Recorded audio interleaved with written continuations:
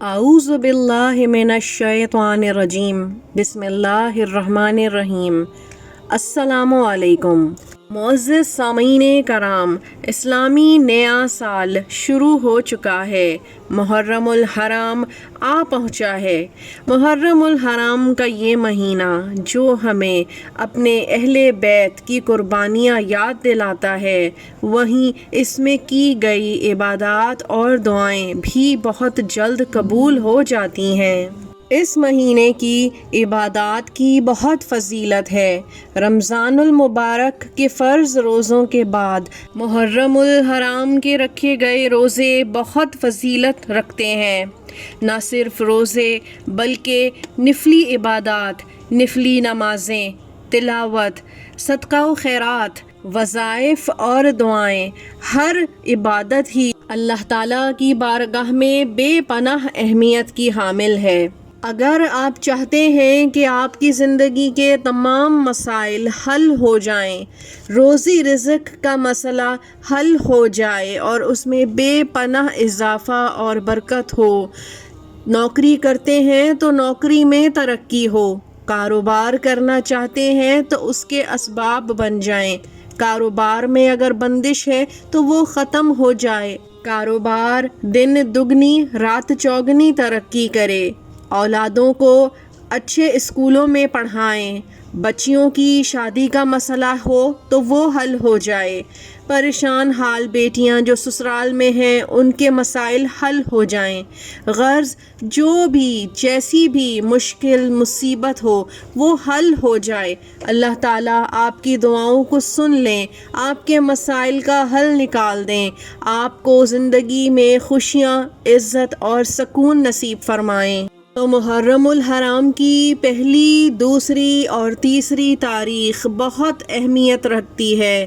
چاہیں تو ان تینوں دنوں میں یا پھر ان میں سے کسی ایک دن تو لازمی یہ وظیفہ، یہ عمل اس طرح سے کر لیں، پھر دیکھیں کہ اللہ تعالیٰ آپ کی ان مشکلوں کو کیسے سد باب فرما دیتے ہیں اور آپ کو دلی اور ذہنی سکون نصیب فرماتے ہیں۔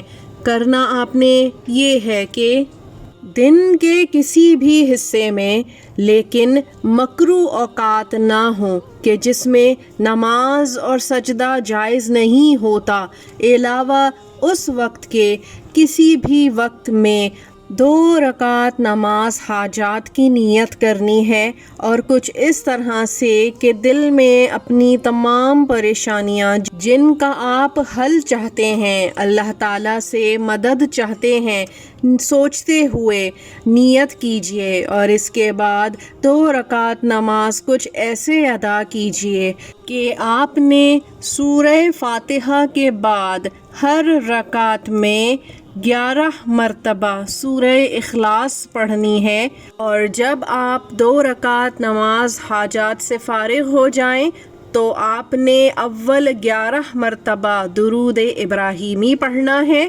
اس کے بعد 11 مرتبہ سورہ اخلاص پڑھنی ہے، پھر 5 مرتبہ سورہ یاسین پڑھنی ہے، اس کے بعد دوبارہ سے 11 مرتبہ سورہ اخلاص پڑھ کر 11 ہی مرتبہ درود ابراہیمی پڑھ لینا ہے، اور پھر ہاتھ اٹھا کر اللہ تعالیٰ سے جہان میں جو کچھ بھی مانگیں گے اللہ تعالیٰ عنایت فرما دیں گے، آسانیوں کے دروازے کھول دیں گے، آسمانوں میں خزانوں کے دروازوں کا رخ آپ کی طرف موڑ دیں گے۔ بے شک اللہ تعالیٰ قادر مطلق ہیں، وہ جو چاہیں ایک کن سے کر سکتے ہیں۔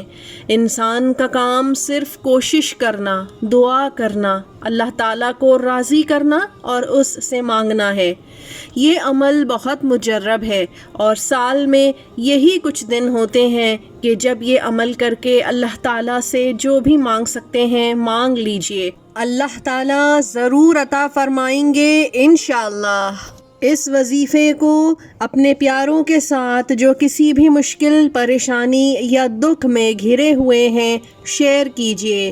اللہ تعالیٰ ہم سب کی پریشانیوں کو، دکھ و تکلیف کو دور فرمائیں اور آسانیاں فرمائیں ہماری زندگیوں میں، آمین۔ اگلی دفعہ تک کے لیے اجازت دیجیے۔ اللہ حافظ۔